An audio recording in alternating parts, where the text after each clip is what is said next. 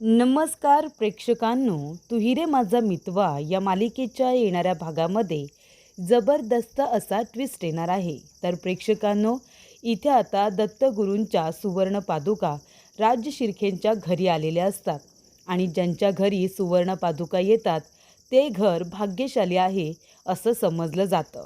त्यामुळे प्रेक्षकांनो, दत्तगुरूंच्या सुवर्ण पादुका आपल्या घरी याव्यात अशी इच्छा सात्विकाची असते. पण ती इच्छा तिची काही पूर्ण झालेली नसते, कारण तरुणपणातच तिने स्वतःला संपवून घेतलेलं असतं. पण तिची इच्छा अधुरी राहू नये म्हणून आजीने तिच्यानंतरसुद्धा सुवर्ण पादुका आपल्या घरात याव्या अशी इच्छा व्यक्त केलेली असते. आणि तब्बल सात्विका गेल्यानंतर 20 वर्षानंतर दत्तगुरूंच्या सुवर्ण पादुका ह्या राजशिर्केंच्या घरी आणल्या जातात. आणि तेव्हा बरोबर इथे अर्णव आणि ईश्वरीचं लग्नसुद्धा झालेलं असतं. त्यामुळे ईश्वरीच्या हातूनच इथे दत्तगुरूंच्या सुवर्ण पादुकांची आता पूजा व्हावी अशी इच्छा इथे आजीने व्यक्त केलेली असते. त्यामुळे अर्णव आणि ईश्वरी त्या पादुकांची पूजा करतात, अभिषेक करतात, सगळ्या गोष्टी सुरळीत चालू असतात. पण प्रेक्षकांनो, सुवर्ण पादुका घरात आल्या आल्या इथे निगेटिव्हिटी बाहेर जाणार असते, नकारात्मक शक्ती बाहेर जाणार असते आणि त्या घरामध्ये फक्त आणि फक्त पॉझिटिव्हिटी येणार असते. आणि ती नकारात्मक शक्ती म्हणजे प्रेक्षकांनो आपल्या सगळ्यांनाच माहिती आहे, ती म्हणजे वल्लरी. तर प्रेक्षकांनो, वल्लरीचा आता नायनाट होणार असतो. आत्तापर्यंत जे पुरावे तिच्याकडे असतात ते खोटे पुरावे ती सगळ्यांच्या समोर सादर करून तिला इथे 2 कुटुंब उद्ध्वस्त करायचे असतात. एक म्हणजे राजशिर्के घराणं आणि दुसरं म्हणजे देसाई कुटुंब. तर इथे दोन्ही कुटुंबांना उद्ध्वस्त करण्यासाठी ती सुप्रिया आणि रमाकांत काका या दोघांचे नको असे फोटो सगळ्यांसमोर आणणार असते, ज्या फोटोंना काहीही अर्थ नसतो, जे विनाकारण काढले गेलेले असतात. असे फोटो ती सगळ्यांच्या समोर आणून इथे 2 कुटुंब उद्ध्वस्त करण्याचा प्रयत्न करत असते. पण प्रेक्षकांनो, इथे देवी आईच्या कृपेने आणि त्याचबरोबर गणूबाप्पाच्या आशीर्वादाने इथे आता सगळे फोटोज आणि नेगेटिव्ज हे घरातून गायब झालेले असतात, जळून खाक झालेले असतात. त्यामुळे आता वल्लरीकडे 17 वर्षांपूर्वीचा असा कुठलाही पुरावा नसतो, जो अर्णवच्या समोर किंवा कुटुंबियांच्या समोर सादर केल्यानंतर इथे त्यांना काही त्याचा परिणाम होईल, काही वाईट परिणाम त्यांच्यावरती होईल असा तिच्याकडे आता पुरावा नसतो. त्यामुळे ती आता टेन्शनमध्ये आलेली असते. पण प्रेक्षकांनो, हीच ती वेळ असते जेव्हा वल्लरीचं सत्य सगळ्यांच्या समोर येणार असतं. तर येणाऱ्या भागामध्ये इथे आता दत्तगुरूंच्या सुवर्ण पादुका राजशिर्केंच्या घरी आल्यानंतर ईश्वरीने आपल्या देसाई कुटुंबाला आमंत्रण दिलेलं असतं की तुम्ही सगळ्यांनी इथे सुवर्ण पादुकांचं दर्शन घेण्यासाठी यायचं आहे. तेव्हा प्रेक्षकांनो, आता संजय काकांची तब्येत जरा ठीक नाही आहे, पण इथे सुप्रिया आणि त्याचबरोबर नम्रता या दोघी जणी राजशिर्केंच्या घरी आलेल्या असतात आणि तिथे आल्यानंतर सुवर्ण पादुकांचा आशीर्वाद घेणारच असतात. पण त्याचबरोबर प्रेक्षकांनो, सुप्रियाने तिथे वल्लरीला बघितलेलं असतं आणि वल्लरीला बघितल्यानंतर सुप्रियाने सगळ्यांच्या समोर 17 वर्षांपूर्वीचा खुलासा केलेला असतो. कशा पद्धतीने इथे सात्विक आणि रमाकांत काका यांचं आयुष्य उद्ध्वस्त करण्यामागे इथे वल्लरीचा हात आहे, या गोष्टीचा खुलासा सगळ्यांच्या समोर सुप्रियाने केलेला असतो. तर प्रेक्षकांनो, त्याचबरोबर हे सत्य जेव्हा अर्णव आणि आजी यांच्या समोर येतं तेव्हा अर्णव आणि आजीने एक टोकाचा निर्णय घेतलेला असतो. वल्लरीने जे काही केले ती माफ करण्यासारखी चूक नाही आहे, तर वल्लरी जे काही वागले तो एक गुन्हा आहे. तिने खूप मोठं पाप केलं आहे. एक हसतं खेळतं कुटुंब तिने उद्ध्वस्त केलेलं आहे. लहान मुलांना त्यांच्यापासून त्यांचे आईवडील तिने हिरावून घेतलेत. लहानपणी त्यांना नको त्या गोष्टी सहन कराव्या लागल्या, ते फक्त वल्लरीमुळे. त्यामुळे प्रेक्षकांनो, त्यांना ज्या काही मरण यातना झाल्या असतील त्या सगळ्याचा आता त्रास वल्लरीला होणार असतो. कारण का, तर तिच्या पापाचा घडा भरलेला असतो. त्यामुळे इथे सुप्रियाने सत्य समोर आणल्यानंतर इथे आता वल्लरीची घरातून हकलपट्टी करण्याची वेळ आलेली असते आणि इथे दत्तगुरूंच्या कृपेमुळे त्यांच्या सुवर्ण पादुका घरात आल्या आल्या हे सत्य आता सगळ्यांच्या समोर आलेलं असतं आणि वल्लरीची त्या घरातून हकलपट्टी झालेली असते. तर प्रेक्षकांनो, येणाऱ्या भागामध्ये कशा पद्धतीने या गोष्टी पुढे घडत जातात आपण सविस्तरपणे बघूया. तर प्रेक्षकांनो, आपण बघितलं इथे सुप्रियाने कुटुंब उद्ध्वस्त करण्यासाठी इथे अर्णवचे काका यांच्याबरोबर हात मिळवणी केलेली असते. कारण वल्लरीला आणि अर्णवच्या काकांना त्यांची प्रॉपर्टी हवी असते. त्यामुळे यांना कसं काय बदनाम करायचं, यांचं हस्तखेळतं कुटुंब कसं काय उद्ध्वस्त करायचं. तर इथे सुप्रिया, साधी भोळी सुप्रिया इंटरव्ह्यूसाठी आलेली असते आणि ती रमाकांत काकांचा, अर्णवच्या वडिलांचा खूप जास्त रिस्पेक्ट करत असते. आणि तेव्हा प्रेक्षकांनो, इथे सुप्रिया जेव्हा इंटरव्ह्यूसाठी आलेली असते तेव्हा वल्लरीने तिचा गैरफायदा उचललेला असतो. इंटरव्ह्यूसाठी आतमध्ये घेतलेलं असतं आणि रमाकांत काकांच्या चहामध्ये इथे गुंगीचं औषध मिक्स करून त्यांना चक्कर येईल असं कृत्य केलेलं असतं. त्यामुळे रमाकांत काकांना चक्कर येते आणि सुप्रिया फक्त त्यांना सावरायला जाते. ते त्यांचे फोटोज क्लिक करून तिने मुद्दामून ठेवून घेतलेले असतात. पुढे जाऊन जर हे कारस्थान बाहेर आलं तर मग मला हा पुरावा देता येईल की इथे रमाकांत काकांचे त्या मुलीबरोबर हे वाईट संबंध होते आणि ही गोष्ट सात्विकाला समजली आणि सात्विकाने स्वतःला संपून घेतलं. आणि मग सात्विकाने स्वतःला संपून घेतलं. इथे आता रमाकांत काका यांना अरेस्ट केली जाते. त्यांना पोलीस घेऊन जातात आणि त्यानंतर रमाकांत काका गायबच होतात आणि अर्णव आणि अंजलीचे लहानपणी हाल होतात. आई वडील गेल्यानंतर दोघेही आपल्या आजीकडे राहतात. तर इथे जाता जाता सुप्रियाने आपले सगळे दागिने हे आता वल्लरीला दिलेले असतात. संपूर्ण प्रॉपर्टी ही तिच्या दिराला देऊन टाकलेली असते. तर अशा घटना घडलेल्या असतात. पण प्रेक्षकांनो, 17 वर्षांपूर्वी हा घोटाळा नेमका कुणी केलेला असतो? तर 17 वर्षांपूर्वी हे सगळं फक्त वल्लरी आणि अर्णवचे काका यांनी प्रॉपर्टी लुबाडण्यासाठी हा सगळा डाव, हा सगळा बनाव रचलेला असतो. आणि त्याच्यामध्ये बिचारी आता सुप्रिया, सात्विका आणि रमाकांत हे तिघेही जण अडकलेले असतात. पण प्रेक्षकांनो, इथे आता वल्लरी इथे शांत बसत नाही आहे. तेव्हा तिला सुप्रियाचं खानदान उद्ध्वस्त करायचं होतं, त्याचबरोबर सात्विकाला उद्ध्वस्त करायचं होतं आणि आताही तिचं काही चांगलं नाही आहे. आता तिला अर्णवला उद्ध्वस्त करायचं आहे. तेव्हा ती प्रॉपर्टी तिला हवी होती. आता तिच्या मुलासाठी ती प्रॉपर्टी तिला हवी आहे, तिच्या स्वतःच्या स्वार्थासाठी हवी आहे आणि म्हणूनच तिला अर्णवला उद्ध्वस्त करायचं आहे.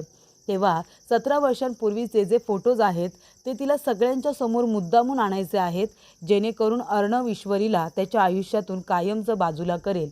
यासाठी त्याला ते फोटो तिला दाखवायचे आहेत. पण प्रेक्षकांनो, पण ज्या काही अडचणी आल्या त्या आपण सगळ्यांनीच बघितल्या, कारण ते फोटोज काही ईश्वरी आणि अर्णवपर्यंत पोचलेले नसतात. पण आता इथे ज्या काही निगेटिव्स तिने ठेवलेल्या असतात त्यासुद्धा भंगारवाल्याकडे गेलेल्या असतात. म्हणजे पुरावा असा तिच्याकडे आता एकसुद्धा नाही आहे की ते कुटुंब आता ती उद्ध्वस्त करू शकते.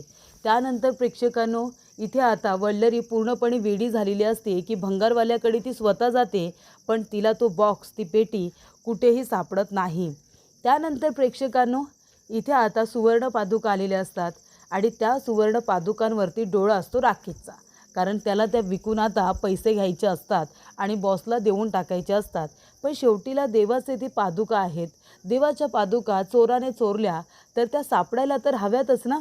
तर प्रेक्षकांनो, इथे आता राकेशने जरी त्या पादुका चोरल्या होत्या, पण तरीसुद्धा अर्णव ईश्वरी खूपच जास्त हुशारीने ते पादुका शोधून काढतात आणि शोधून काढल्यानंतर इथे राकेशला एक्सपोज करतात. पण राकेशने थातूरमातूर कारणं देऊन स्वतःला सेफ करण्याचा प्रयत्न केलेला असतो. पण शेवटीला पादुका ह्या सापडलेल्या असतात. तेव्हा आता पादुकांचं सगळेजण दर्शन घेतात, अभिषेक होतो, पूजा होते आणि मग तिथे देसाई कुटुंबसुद्धा आलेलं असतं. सुप्रिया आणि नम्रतासुद्धा आलेले असतात. ईश्वरी म्हणते, आई, दत्तगुरूंची आपल्याकडे सुवर्ण पादुका येणार आहे, त्यांची पालखी येणार आहे, तेव्हा तुला न विसरता यायचं हां, आणि बाबांसाठी आशीर्वाद घे तिथे. प्रार्थना तर मी पण करणार आहे, पण तू पण बाबांसाठी प्रार्थना करायची. तर प्रेक्षकांनो, इथे आता सुप्रिया, नम्रता आलेल्या असतात आणि ते इथे आता काकांसाठी सुद्धा प्रार्थना करत असतात. तर ईश्वरी आपल्या कुटुंबियांसाठी, सुखी संसारासाठी आणि अर्णवला सद्बुद्धी द्या की त्याच्या मनामध्ये माझ्याबद्दल जे काही आहे ते स्वतःने मला सांगितलं पाहिजे, त्याने मला प्रपोज केलं पाहिजे, अशी इच्छा प्रेक्षकांनो ईश्वरीची जी काही असते ती तिने सुवर्ण पादुकांसमोर आता व्यक्त केलेली असते. तेव्हा इथे लवकरच आता अर्णव ईश्वरीला स्वतःहून प्रपोज करेल हे सुद्धा आपल्याला आता बघायला मिळेल. त्यानंतर प्रेक्षकांनो, इथे आता दत्तगुरूंची पूजा वगैरे झालेली असते आणि सुप्रिया आशीर्वाद घेते आणि तिचं लक्ष जातं तर बाजूला तिला वल्लरी दिसते. वल्लरी दिसल्यानंतर इथे आता वल्लरी लपून बसते. तेव्हा प्रेक्षकांनो, सुप्रिया आता तिच्याकडे बघत बघत तिच्या दिशेने त्या रूममध्ये जाते. तेव्हा इथे वल्लरीला बघितल्यानंतर सुप्रिया म्हणते, तुम्ही इथे? तेव्हा वल्लरी म्हणते, ए गप्प बस, तोंडातून एक शब्दसुद्धा काढू नकोस, कळलं ना तुला? तेव्हा ईश्वरी म्हणते, आई काय झालं? तेव्हा इथे सुप्रिया म्हणते, अगं ईशू, ही बाई बघ, ही तुमच्या घरात काय करते? तेव्हा इथे ईश्वरी म्हणते, आई अगं असं काय करतेस? मामी आहेत ना त्या, मामी, आकाश सरांच्या आई आहेत त्या. तेव्हा प्रेक्षकांनो, इथे आता लगेचच सुप्रिया म्हणते, इशू अगं तुला नाही माहिती ही बाई किती कारस्थानी आहे. 17 वर्षांपूर्वी ह्या बाईने काय केलं तुला नाही माहिती, आणि ही बाई आकाशची आई आहे. माझा तर विश्वासच बसत नाही आहे की तुमच्या घरामध्ये ह्या अशा व्यवहाराची सुद्धा बाई राहते. हिच्यापासून दूर राहा इशू, हिच्यापासून दूर राहा. तेव्हा ईश्वरी म्हणते, काय झालं? तेव्हा अर्णव वगैरे सगळेजण तिथे जमा होतात आणि विचारतात की काकू काय झालं, तुम्ही असं का बोलताय? तेव्हा इथे सुप्रिया म्हणते, नाही अर्णव, तुला नाही माहिती या बाईने काय केले. अरे 17 वर्षांपूर्वी हिने एक नाही तर 2 कुटुंब उद्ध्वस्त केले.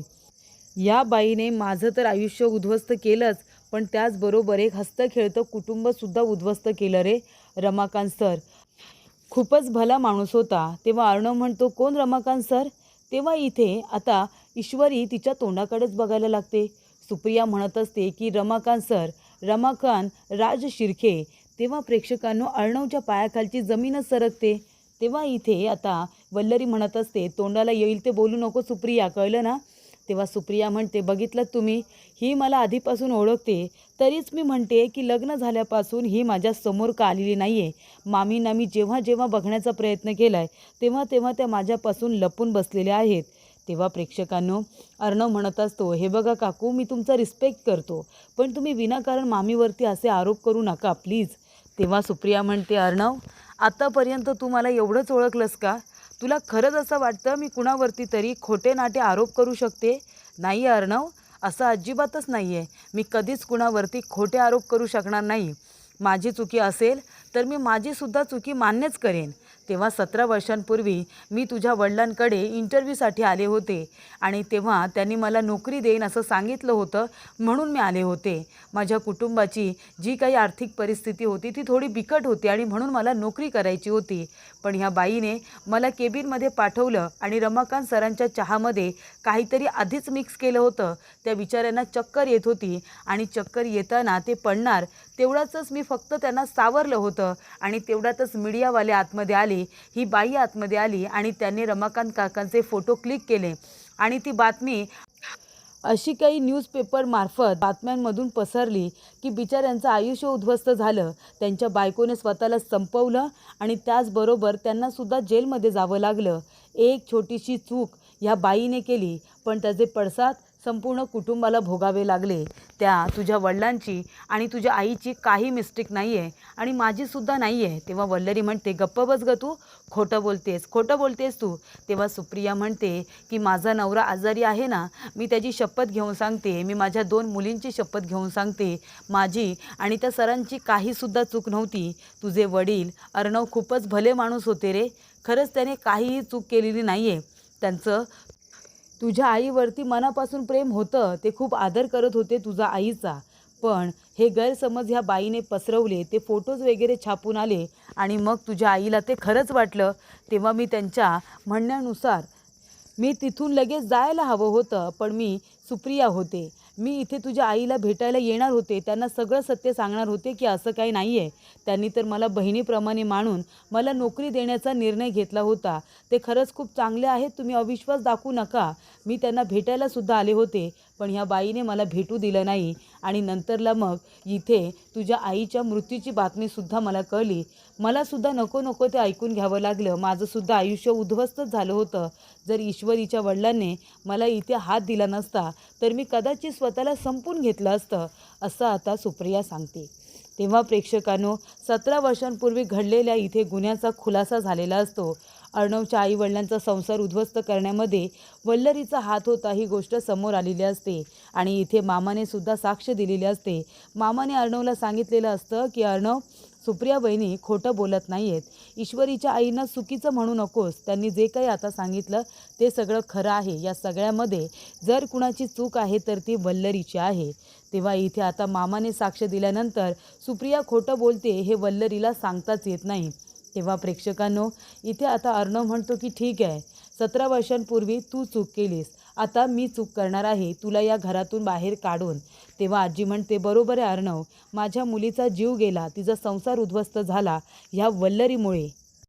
त्यामुळे आत्ताच्या आत्ता इथून बाहेर पडायचं, इथून निघून जायचं, मला तुझं तोंडसुद्धा बघायचं नाही आहे, असं मामाने सुद्धा सांगितलेलं असतं आणि आजीने आणि अर्णवने सुद्धा सांगितलेलं असतं. तर अशा रीतीने प्रेक्षकांनो, इथे आता अर्णव आणि ईश्वरीचं आयुष्य उद्ध्वस्त करणाऱ्या वल्लरीचं कारस्थान हे सगळ्यांच्या समोर आल्यानंतर तिची हकलपट्टी ही आता अर्णवने घरातून केलेली असते. आपल्या आई आणि वडिलांच्या अपमानाचा बदला अर्णवने वल्लरीकडून घेतलेला असतो. सुप्रिया जे काही बोललेले असते ते सगळं खरं आहे हे आता मामाच्या साक्ष दिल्यामुळे समोर आलेलं असतं. त्यामुळे इथे वल्लरी सुप्रियाला खोटं ठरवण्यामध्ये जे काही प्रयत्न करत असते त्याच्यामध्ये ती अयशस्वी ठरलेली असते आणि अर्णवच्या समोर सत्य हे शेवटीला आलेलंच असतं आणि ते सुद्धा खूपच छान पद्धतीने आलेलं असतं. सगळे गैरसमज दूर झालेले असतात.